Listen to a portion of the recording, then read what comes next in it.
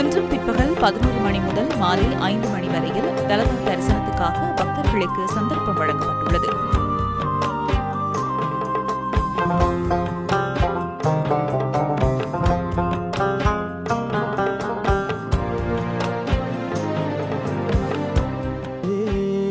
ஜனாதிபதியின் வேண்டுகோளுக்கு அமைய மல்வத்து அஸ்கிரி பீடத்தினர் மற்றும் கண்டியில் உள்ள வரலாற்று சிறப்புமிக்க தலதா மாளிகையின் தியவரணி நிலைமையின் வழிகாட்டுதலின் கீழ் ஸ்ரீதலதா தரிசனம் ஏற்பாடு செய்யப்பட்டது.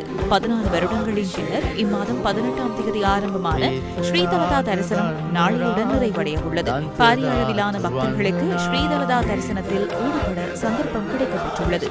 எனினும் ஸ்ரீதலதா தரிசனத்தின் காலம் நாளைய தினத்துக்கு பின்னர் நீடிக்கப்பட மாட்டாது என தியவரணி நிலைமை பிரதீப் நிலங்கதால தெரிவித்துள்ளார். ஸ்ரீதலதா தரிசனத்துக்காக கண்டிக்கு வருகை தர வேண்டாம் என கண்டி மாவட்ட அரசாங்க அதிபர் இந்திக உடவத்த நேற்று வேண்டுகோள் விடுத்திருந்தார். தற்போது வரை பெருமளவிலான மக்கள் கண்டி நகரில் உள்ளதாக அவர் தெரிவித்தார்.